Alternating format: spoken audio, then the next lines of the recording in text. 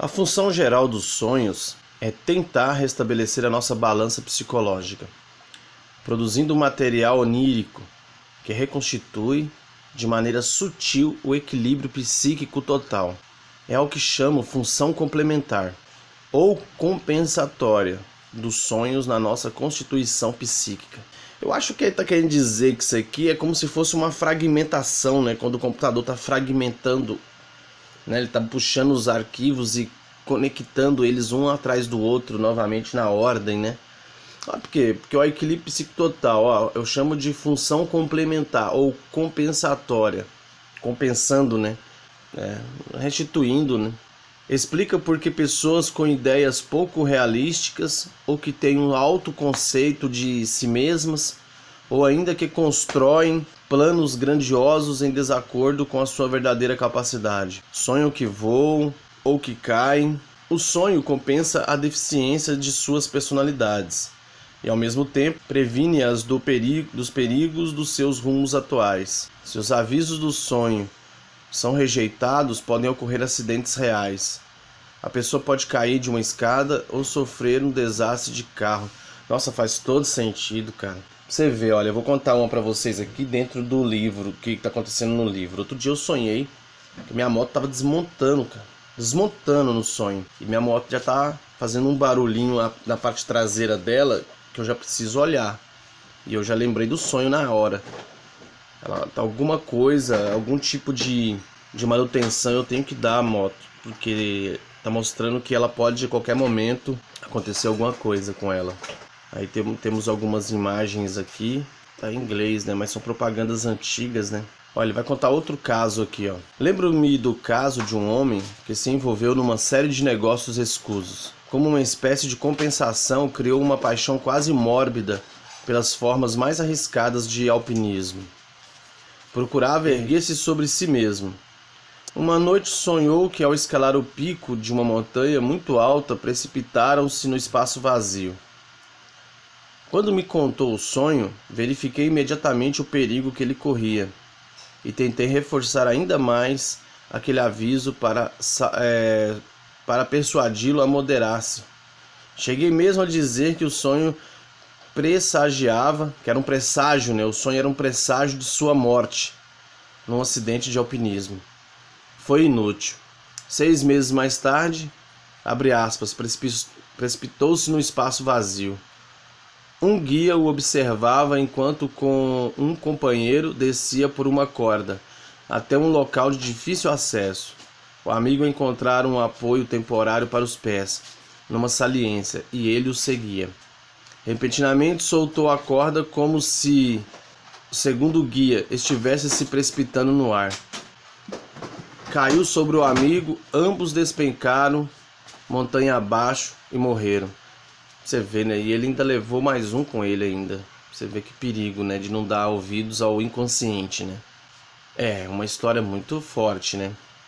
Você vê que ele sonhou que ele precipitava-se de uma montanha. A gente tem que tomar muito cuidado com os nossos sonhos mesmo. Eu mesmo tenho muitos sonhos assim que a gente tem que tomar muito cuidado, olhar, observar mesmo, porque a gente acaba não dando a devida importância, né? O que o inconsciente quer nos dizer, né? Eu estou prestando muita atenção no que o livro está querendo dizer agora, porque a gente às vezes se familiariza com bastante coisas, né? Outro caso típico foi de uma senhora que estava vivendo muito acima das suas possibilidades. Altiva e autoritária na sua vida cotidiana, tinha à noite sonhos terríveis com toda espécie de coisas desagradáveis. Quando lhe expliquei os sonhos, recusou-se indignada a tomar conhecimento deles. Os sonhos foram se tornando cada vez mais ameaçadores e cheios de referências a caminhadas que costumavam a fazer sozinha, pelos bosques e onde se entregava a emotivos devaneios. Vi o perigo que corria, mas ela recusou-se a ouvir os meus conselhos. Pouco tempo depois foi atacada por um pervertido sexual no bosque onde passeava. Não tivesse havido uma intervenção de pessoas que ouviram seus gritos, ela teria sido morta. Cara, fantástico, né? O Jung, além dele estar escrevendo, mais à frente ele vai escrever um livro, né, sobre o homem e seus símbolos.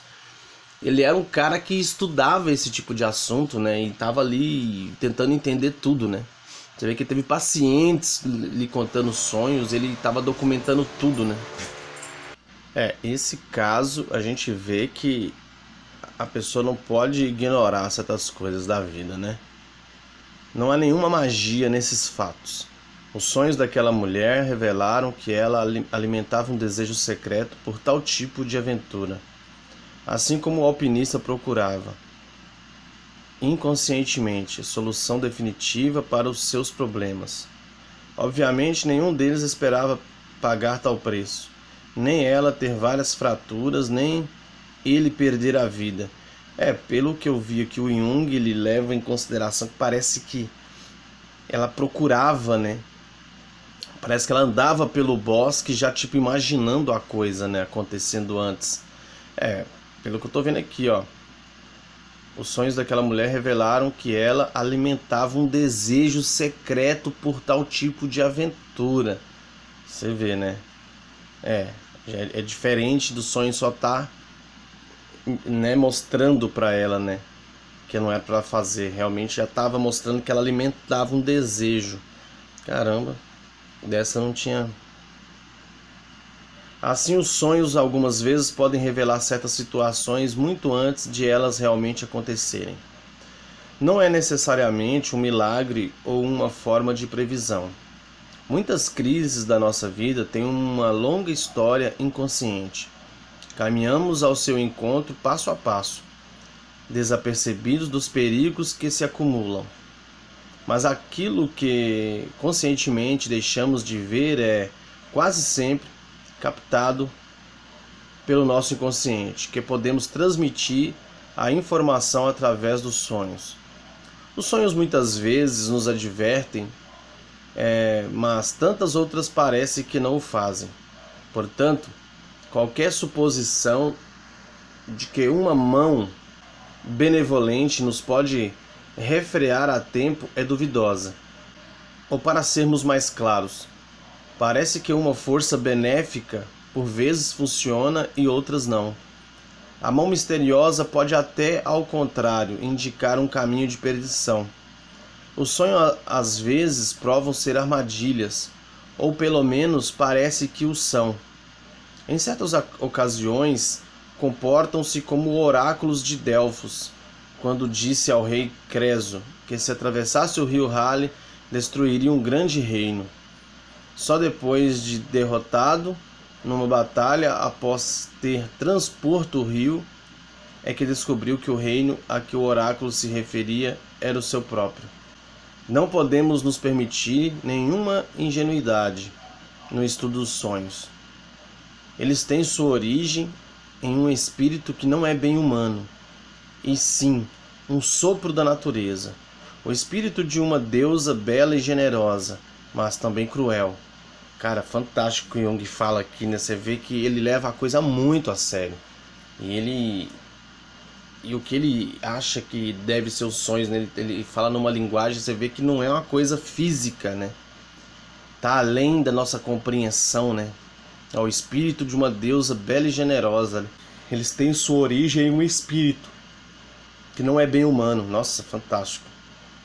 Se quisermos caracterizar esse espírito, vamos aproximar-nos bem melhor dele na esfera das mitologias antigas e nas fábulas das florestas primitivas do que na consciência do homem moderno. Não estou querendo negar as grandes conquistas que nos trouxe a evolução da sociedade civilizada, mas tais conquistas realizaram-se à custa de enormes perdas, cuja extensão mal começamos a avaliar. As comparações que fiz entre os estados primitivos e civilizado do homem tiveram como objetivo parcial mostrar o saldo desses ganhos e perdas. Vamos dar uma olhada nas imagens aqui, só para a gente não perder também o foco, né? Essa imagem aqui, ó, tá falando do oráculo de Delfos, né? Consultado pelo rei Egeu de Atenas. Pintura em vaso. Mensagens do inconsciente são muitas vezes tão ambíguas e enigmáticas como as declarações do oráculo, tá vendo? Ó, num vaso. Nossa, mas que vaso, né? Bonitaço, né? Isso aqui tem a ver com o farol. E o cara ali de boa, com a perna pra cima. O faroleiro à direita, caricatura do norte-americano Roland B. Wilson. Sofre aparentemente de distúrbios psicológicos devido ao seu isolamento. Seu inconsciente, na função de compensador, produziu uma companhia imaginária, a quem o faroleiro confessa, segundo a legenda da caricatura. Não é só isso, Bill, mas ontem me surpreendi novamente falando comigo mesmo. Esse restante aqui é daquelas imagens lá em cima, né? Sociável iPeps. Influência que está exposta à consciência do homem contemporâneo, a publicidade, um anúncio americano em 1960, destacando a sociabilidade, propaganda política em cartaz de um plebiscito em 1962, recomendando voltar sim, mas recoberto pelos não da oposição. Essas são as fotos. Essa aqui nós não lemos, né? Vamos dar uma olhada o que significa. À esquerda, duas outras representações de espíritos. Ao alto, demônios execráveis descem sobre Santo Antônio. Não, tá lá em cima esse aqui, ó. Tem muita coisa, né? Isso aqui, ó, sobre Santo Antônio. Demônios, tá vendo? Aí depois vocês pausam aí e vê o vídeo, vê a imagem devagar.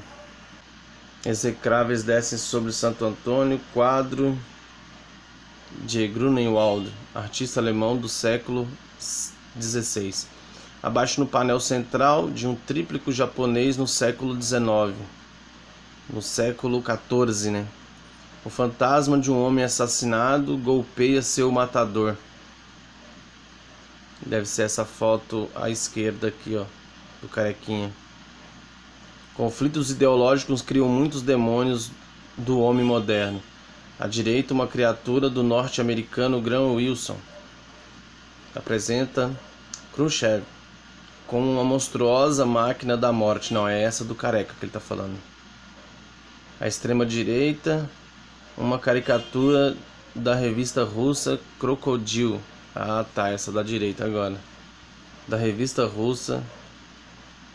Mostra o colonialismo como um lobo demoníaco que está sendo empurrado para o mar pelas bandeiras das várias nações africanas independentes. Aí mostra os países aqui. Cara, você vê, né? Cada ilustração, né? Que a gente... Essa parte a gente já leu. Já lemos, sim.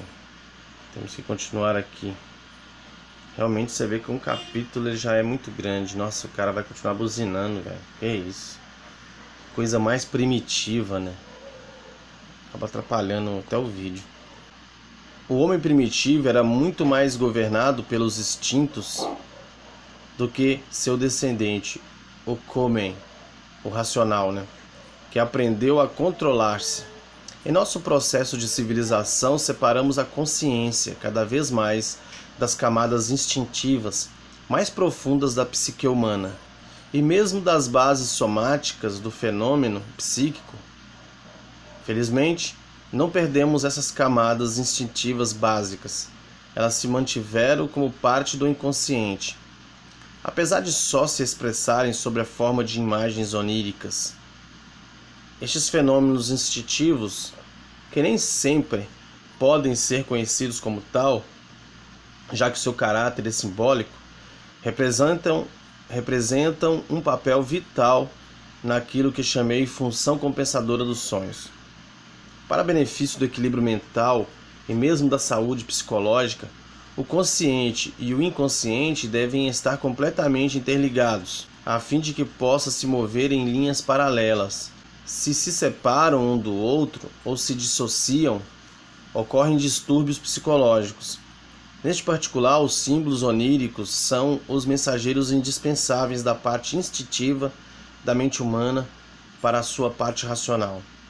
E a sua interpretação enriquece a pobreza da nossa consciência, fazendo-a compreender novamente a esquecida linguagem dos instintos.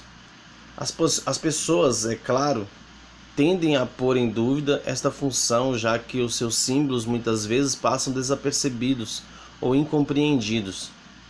Na vida normal, a compreensão dos sonhos é até por vezes considerada supérflua. Posso dar um exemplo da experiência que tive com uma tribo primitiva da África Ocidental. Para meu espanto, os seus habitantes negavam que tivessem sonhos, através de conversas pacientes e de perguntas indiretas. Logo descobri que, como qualquer outra pessoa, também sonhavam, mas que apenas estavam convencidos de que seus sonhos não tinham significação alguma. Os sonhos do homem comum não querem dizer nada, afirmaram-me. Pensavam que os únicos sonhos importantes eram os dos chefes das tribos e os dos feiticeiros, que, como diziam, respeito ao bem-estar geral do grupo, tinham grande valor aos seus olhos. Caramba, ele está falando que o pessoal do lado da aldeia, sei lá, no lugar mais primitivo, eles achavam que os sonhos deles não tinham importância, apenas dos seus mestres, né, os seus chefes, né, por causa da importância da hierarquia, né. Que isso, cara, que doideira, né. O problema, no entanto, era que o chefe da tribo e o feiticeiro afirmavam terem deixado de sonhar coisas significativas. Esta mudança datava da época em que os ingleses haviam chegado ao país. O comissário do distrito, o oficial britânico encarregado daquela tribo, tomara para si a função de sonhar ele mesmo os grandes sonhos, que até então regiam o comportamento da tribo. A manipulação. Quando os habitantes dessa tribo admitiram que na verdade sonhavam, julgando apenas que seus sonhos não tinham maior importância, estavam agindo como o homem moderno que pensa que seus sonhos não têm nenhuma significação, apenas porque não os entendem. Mas até mesmo o homem civilizado pode por vezes observar que um sonho, de que talvez ele nem se lembre, é capaz de piorar ou melhorar o seu humor. O sonho foi compreendido, só que de uma maneira subliminar. É isto, aliás, que acontece habitualmente. Apenas nas raras vezes em que um sonho é particularmente impressionante ou que passa a repetir-se a intervalos regulares, é que as pessoas buscam alguma interpretação. Devo acrescentar aqui uma palavra de cautela a respeito da análise de sonhos feita de uma maneira pouco inteligente ou pouco competente. Existem pessoas cujo estado mental é de tamanho desequilíbrio que interpretar os seus sonhos pode ser extremamente arriscado. São casos em que uma consciência extremamente unilateral se encontra isolada de uma inconsciência irracional ou louca correspondente, e as duas não devem ser postas em contato sem precaução muito especiais.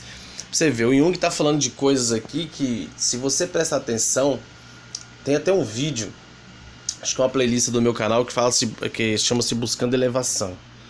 Nessa playlist tem um vídeo do Rabino Eliyahu. Ele fala sobre os sonhos. E aí ele vai citar que na Cabala, o sonho, eles falam para você ter cuidado com o seu sonho. Por quê? Porque o seu sonho, o principal perigo é quando você vai interpretá-lo. Então não é bom que você conte o seu sonho para qualquer um, porque dependendo da interpretação que você der é onde pode gerar o mal ou o bem. Por exemplo, você tem um sonho que tem duas interpretações, uma má e uma boa, sobre o mesmo sonho. É melhor você ficar com a interpretação boa. Você tá entendendo o que eu tô falando? Porque quando você começa a falar e interpretar o sonho, por exemplo, você leva esse sonho para alguém e essa pessoa do nada fala, isso significa que vai acontecer um mal com você. Isso pode acontecer, porque a pessoa definiu que fosse assim. A sua mente acha que vai trabalhar em cima disso. Entendeu? Aí você leva esse sonho para outra pessoa e antes dessa pessoa dar esse veredito, e antes disso a pessoa dar esse veredito, aquilo pode acontecer conforme a pessoa falou. Então o interessante é que você não fale de seu sonho para uma pessoa negativa, né? Que a pessoa pode dar um significado, que aquilo pode acarentar, que aquilo se desenrole daquela maneira, né? Você vê, bate até com o que eu ouvi sobre a cabala do sonho, né? Devo acrescentar aqui uma palavra de cautela a respeito da análise de sonhos, feita de maneira pouco inteligente ou pouco competente. Existem pessoas cujo estado mental é de tamanho desequilíbrio. Ah tá, isso aqui nós já acabamos de ler, né? De modo geral, é uma tolice acreditar-se em guias pré-fabricados e sistematizados para a interpretação dos sonhos, como se pudéssemos... Tá vendo aqui, ó? Aqui é a tribo. O Jung é esse aqui do meio, aqui, ó. Esse cara de mais de maiorzão aqui, ó. Esse é o Jung. Como se pudéssemos... Vamos ver onde que tá. Continuar. Comprar um livro de consultas. Isso aqui é interessante que ele tá falando, ó. Para nele encontrar a tradução de determinado símbolo. Isso que o Jung tá falando é muito interessante. Muita gente faz isso, né? Compra livro com significado de sonho. Ah, cobra significa isso. Irmão, o Jung, ele é extremamente... Ó, ele tá avisando isso. O sonho não é simples assim. Como se pudesse comprar um livro de consulta para nele encontrar a tradução de determinado símbolo. Ele tá falando que isso não é assim. Tá vendo? Nenhum símbolo onírico pode ser separado da pessoa que o sonhou, assim como não existem interpretações definidas e específicas para qualquer sonho, tá vendo? Você não tem como você comprar um livro tipo antigo, que aquele símbolo daquela época é o mesmo significado de hoje, tá vendo? Porque tem a ver com a pessoa, o que o inconsciente daquela pessoa está querendo dizer para ela hoje, entendeu? Muitas vezes o símbolo para ela é outro significado. Fantástico, fantástico. O Jung, você vê, né? Faz muito sentido. Que o Jung, eu percebo que ele quer dizer que os símbolos não são os mesmos. Às vezes a pessoa sonhou com uma águia lá 100 anos atrás, tinha um significado. E você sonhar com uma águia hoje tem outro significado. A maneira pela qual o inconsciente completa ou compensa o consciente varia tanto de indivíduo para indivíduo que é impossível saber até que ponto pode, na verdade, haver uma classificação dos sonhos e seus símbolos. É claro que existem sonhos e símbolos isolados. Preferia chamá-los motivos típicos e que ocorrem com bastante frequência. Entre estes motivos estão a queda, o voo, a perseguição feita por animais selvagens ou por pessoas inimigas, sentir-se insuficiente ou impropriamente vestido em lugares públicos, estar-se apressado ou perdido no meio de uma multidão tumultuada, lutar com armas inúteis ou estar sem meios de defesa, correr muito sem chegar a lugar algum. Nossa, muitos desses símbolos eu já tive sonhos assim, cara. Fantástico, né? Você vê que aí tem uma similaridade, né? Lutar com armas inúteis, cara, fantástico. Você vê que fantástico mesmo. Um motivo infantil típico é um sonho de crescer ou diminuir infinitamente, ou passar de um para o outro extremo, como em Alice no País das Maravilhas, de Lewis Carroll. Mas devo novamente acentuar que são motivos a serem considerados dentro de um contexto do sonho, e não cifras de um código que se explicam por si mesmas. Legal, né? Explicam por si mesmas idade adulta. Deixa eu ver se é isso mesmo que ele falou aqui. Por si mesmas. O sonho recorrente é um fenômeno digno de apreciação. Há casos em que as pessoas sonham o mesmo sonho desde a infância até a idade adulta. Esse tipo de sonho é, em geral, uma tentativa de compensação para algum defeito particular que existe na atitude do sonhador em relação à vida, ou pode datar de um traumatismo que tenha deixado alguma marca. Pode também ser a antecipação de algum acontecimento importante que está para acontecer. Cara, pra você ver, né? A gente lê um livro desse, você vê a importância do conhecimento psicológico, né? E muitas vezes a pessoa tá contando isso pra gente, vai falar com ela, ela desconsidera que a gente ouviu falar de, né? Muitas vezes a gente vai até dar um toque, né? Fala, olha, eu tava lendo sobre esse assunto, e ela pensa que você tá mentindo, né? As pessoas muitas vezes não param pra analisar, né? Olha, ele vai contar um sonho que ele teve aqui, o Jung, ó. Sonhei durante muitos anos um mesmo motivo no qual eu descobria uma parte da minha casa que até então me era desconhecida. Ó, interessante essa parte aqui, hein? Algumas vezes apareciam os aspectos onde meus pais, há muito falecidos, viviam e onde meu pai para grande surpresa minha, montara um laboratório de estudo da anatomia comparada dos peixes e onde minha mãe dirigia um hotel para hóspedes fantasmas. Habitualmente, esta ala desconhecida surgia como um edifício histórico há muito esquecido, mas de que eu era proprietário. Continha interessante mobiliário antigo, e lá para o fim desta série de sonhos, descobri também uma velha biblioteca com livros que não conhecia. Por fim, no último sonho, abri um dos livros e encontrei nele uma porção de gravuras simbólicas maravilhosas. Quando acordei, meu coração pulsava de emoção. Algum tempo antes de ter este último sonho, eu havia encomendado a um vendedor de livros antigos uma coleção clássica de alquimistas medievais. Encontrara numa obra uma citação que me parecia relacionada com a antiga alquimia bizantina e queria verificar isto. Algumas semanas depois de ter tido o sonho do livro me era desconhecido. Será que é essa parte mesmo, para não pegar? Do livro que me era desconhecido, chegou um pacote do livreiro. Dentro havia um volume em pergaminho, datando do século XVI. Era ilustrado com fascinantes gravuras simbólicas, que logo me lembraram as que eu vira no meu sonho. Como a descoberta dos princípios da alquimia tornou-se parte importante do meu trabalho, pioneiro na psicologia, o motivo do meu sonho recorrente é de fácil compreensão. Você vê, né? A casa certamente era o símbolo da minha personalidade e do seu campo consciente de interesses, e a ala desconhecida da residência representava a antecipação de um novo campo de interesse e pesquisa de que na época a minha consciência não se apercebera. Desde aquele momento, há 30 anos, o sonho não se repetiu.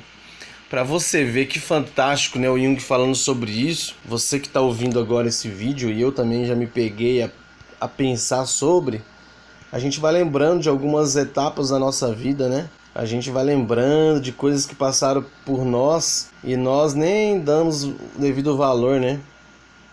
Ele tá mostrando aqui, ó, bizantino, ó, umas linguagens arábicas, né? À esquerda, uma fotografia de Jung, o quanto à direita, datada de 1926, com indígenas no Monte Elgon, no Quênia. O estudo objetivo das sociedades primitivas feito por Jung levou às muitas valiosas instituições psicológicas. Depois você volta o vídeo e olha lá a fotografia onde eu falei que estava o Jung lá com os caras da tribo lá. À direita, 2 livros de sonhos, um inglês contemporâneo e o outro Antigo Egito. Um dos mais velhos documentos escritos datando aproximadamente do século 2000 a.C. Caramba, você vê, né? Essas interpretações práticas e já preparadas dos sonhos não têm valor algum. Os sonhos são fenômenos completamente individuais e seus símbolos não podem ser catalogados. Para você ver, né? Ele falando aqui, né? Que não adianta você comprar livro falando de sonho antigo. Às vezes você vai perder seu tempo. Aqui outras fotinhas, né? Tal, passando devagar, depois você pode pausar e dar uma olhada. No alto da página, um exemplo célebre do sonho, bastante vulgar do crescimento exagerado. O desenho da Alice no País das Maravilhas, 1877, mostra Alice crescendo a ponto de ocupar toda a casa. Ao centro, o sonho também muito comum de voar, num desenho do artista inglês oitocentista William Blake, intitulado O Como Sonhei Coisas Impossíveis. Voando no unicórnio, aqui embaixo um relógio, não sei o que é isso. Bom, terminou o nosso vídeo. Você vê que a gente leu toda essa parte do livro. Vamos ver aqui aonde nós começamos. Passamos por todo essas figuras, essa linguagem. Começamos aqui, ó, a função dos sonhos. Tá bom? Eu não vou ler mais porque você pode me mandar uma mensagem ou pelo Facebook. Não se esqueça de inscrever-se, você que veio até mim, até o canal, curtir o vídeo, é o mínimo que eu peço, é o mínimo. E se você entrar em contato comigo, eu vou te pedir para você mandar para mim mostrando que você se inscreveu no canal, tá bom? E, ó, tá vendo? Arquétipos dos símbolos, do simbolismo dos sonhos. Então tem bastante coisa. A próxima etapa do livro seria esse título aqui, né? Esse livro eu tô gostando muito de lê-lo, porque muita coisa, ó, análise dos sonhos, tá bom? Agradeço a vocês todos que acompanharam a leitura juntamente com a gente, aqui no canal Em Busca da Verdade. Que Deus possa abençoar você e a todos da sua família. Lembrando que se você quiser este livro em PDF, é só entrar em contato comigo, seja pelo vídeo. Se você não conseguir pelo vídeo, entra no link que está abaixo desse vídeo, que tem lá o meu Facebook. Você entra no Facebook, manda o convite para mim de amizade. Aí pelo Messenger a gente consegue conversar. E eu mando para você o PDF desse livro fantástico. Não tem só esse livro, tá? Eu tenho os arquétipos também. Eu só preciso conseguir ainda o livro vermelho do Jung, que é muito bom também, diga-se de passagem. Tá bom? Fica com Deus todos vocês, mais uma vez. Agradeço a companhia de todos. E nada é por acaso, tá? Fiquem com Deus. E saiam da ignorância. Que Deus abençoe o Brasil. E saiam da ignorância. Não se esqueça de se inscrever. E fiquem com Deus. Saia da ignorância.